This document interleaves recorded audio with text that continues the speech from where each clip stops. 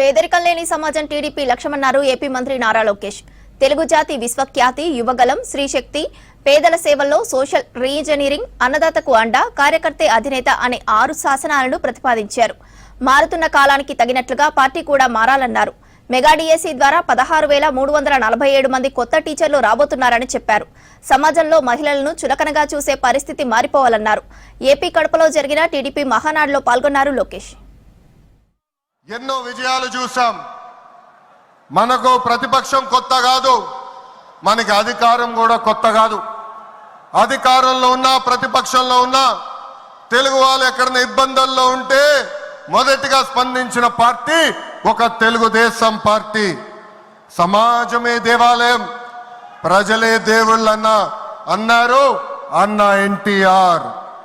మన అధినేత చంద్రబాబు గారు దగ్గర నుంచి కార్యకర్తల వరకు అందరం ఏదో ఒక రూపంలో ప్రజలకి సేవలు చేసుకుంటూ వచ్చాం.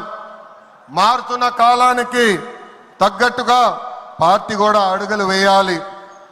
ఎప్పటికప్పుడు పార్టీలో చర్చ జరగాలి, ప్రజలకు మరింత దగ్గర అవ్వాలి.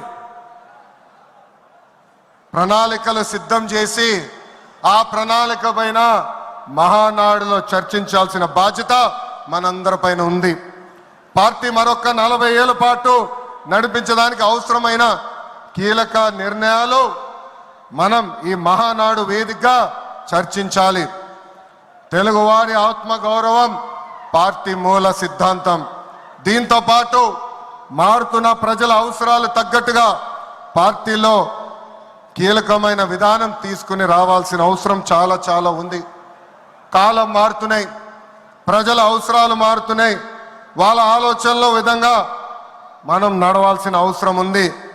అన్న ఎన్టీఆర్ హయాంలో ఆత్మగౌరవం అనే నినాదంతో నియంతృత్వాన్ని మనందరం తరిమికొట్టాం. మన చంద్రన్న హయాంలో ఆత్మవిశ్వాసంతో తెలుగు ప్రజల భవిష్యత్తుకు పునాది మనం వేశాం. ఇప్పుడు అదే స్ఫూర్తితో ప్రజలకు, పార్టీకి, కార్యకర్తలకు మంచి భవిష్యత్తు అందించాలన్న లక్ష్యంతో సరికొత్త నినాదాన్ని రూపొందిస్తున్నాము.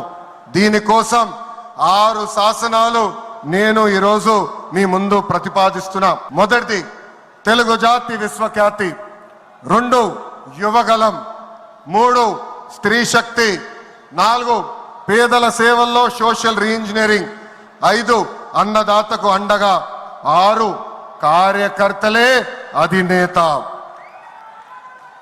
ఇవి మన 6